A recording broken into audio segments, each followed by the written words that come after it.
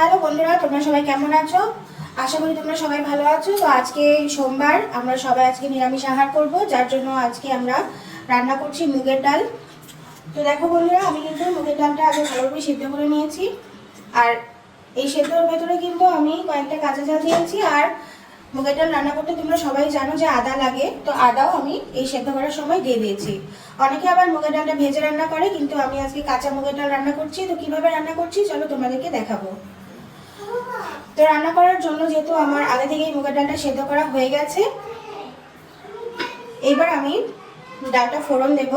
তো ফোড়নের জন্য কি কি ব্যবহার করব সেটাই তোমাদেরকে দেখাচ্ছি।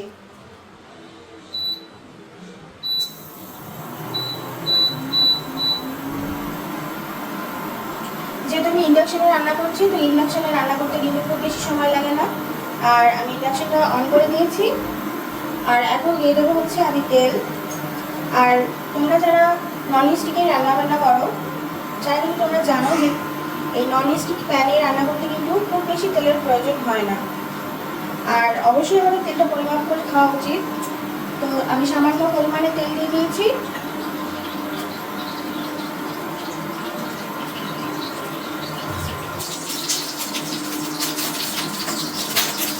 তো দেখো বন্ধুরা, আমি ফোড়নের জন্য এখন ব্যবহার করবো হচ্ছে জিরা, গোটা জিরা।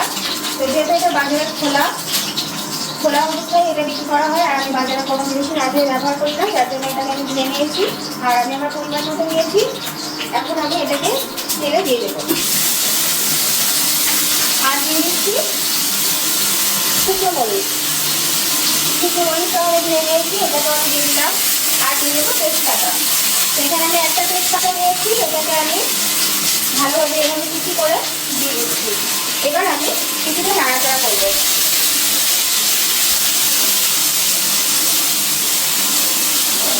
আমি মুগের ডালে সবসময় জিরা ফোড়ন খাই, আর এটাই আমার বাসায় সবাই পছন্দ করে।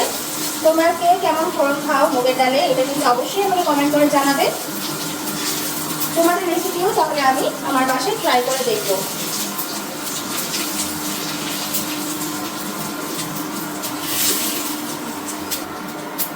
তো দেখো বন্ধুরা, আমার কিন্তু সমস্ত ফোড়নের উপকরণগুলো কিন্তু ভালোভাবে ভাজা হয়ে গেছে। খুব সুন্দর একটা ঘ্রাণও বের হয়েছে। এই পর্যায়ে আমি কিন্তু আগে থেকে সেদ্ধ করে রাখা এই মুগের ডালটা আমি এখন দিয়ে দেব।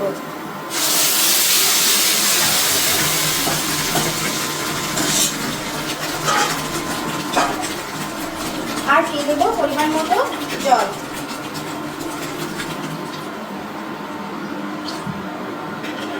মুগের ডালটা কিন্তু বেশি পাতলা ভালো লাগে না, ঘন খেতেই কিন্তু ভালো লাগে।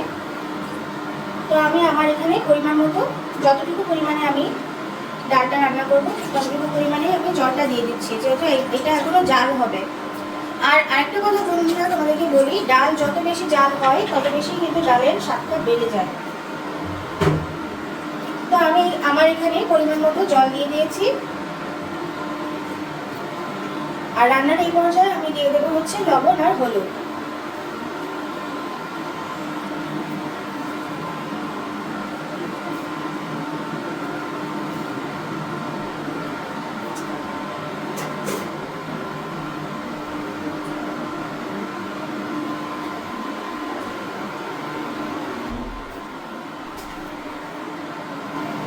আর দিয়ে দেবো হচ্ছে সামান্য চিনি।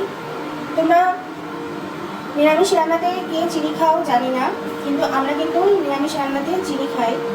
কারণ নিরামিষ রান্নায় চিনি না হলে বা কিছু কিছু রান্নায় চিনি না হলে কিন্তু আসলে স্বাদটা সেভাবে আসে না। তো ডালে আমার যতটুকু পরিমাণে যা যা দেওয়ার দরকার ছিল আমি তার সমস্ত কিছুই দিয়ে দিয়েছি। এবার আমি ভালোভাবে ডালটাকে নেড়ে চেড়ে নিচ্ছি। দেখো ডালটার কালার কি সুন্দর এসেছে। আর মুগের ডাল সেদ্ধ করাও কিন্তু খুব বেশি কঠিন না। আমি কিন্তু মুগের ডালটা এই কড়াইতেই কিন্তু সেদ্ধ করেছি, যেহেতু আমার কাছে এখন এই মুহূর্তে প্রেসার কুকার নাই। মুগের ডালটা সেদ্ধ করা কিন্তু খুবই সহজ। আর মুগের ডালটা কিন্তু একেবারেই মিহি করে কেউই খায় না, কারণ সেটা ভালো লাগে না, অন্তত আমাদের ভালো লাগে না। তোমরা কিভাবে খাও সেটা অবশ্যই কিন্তু আমাকে কমেন্টে জানাবে।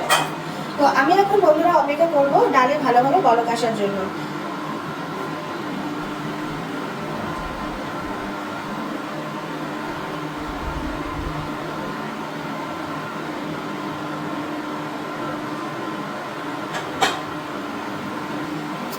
বন্ধুরা, আমি আবারও চলে এসেছি তোমাদের সাথে। দেখো, ডাল কিন্তু আমার রান্না করা একদমই কমপ্লিট।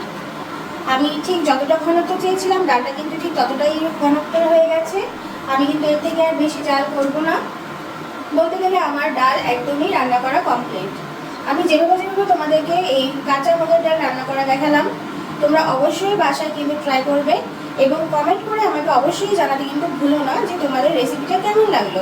আর তোমরা কীভাবে মুগের ডাল রান্না করে খাও সেটাও কিন্তু অবশ্যই আমাকে কমেন্টে শেয়ার করতে ভুলো না। তো আজকের এই সিম্পল রান্নাটা এতটুকুই। তোমরা আমাদের সাথে থেকো, আমাদের চ্যানেলটি অবশ্যই তোমরা সাবস্ক্রাইব করে আমাদের পাশে থেকো, আমাদেরকে সাপোর্ট করো। ভিডিওটি ভালো লাগলে অবশ্যই লাইক করো, কমেন্ট করো, শেয়ার করতে কিন্তু ভুলো না। তোমরা সবাই ভালো থাকো এবং আমাদের জন্য তোমরা অনেক অনেক আশীর্বাদ করো, আমাদের পাশে থেকো। এই শুভকামনায় এই ভিডিওটা এখানেই শেষ করছি। টাটা।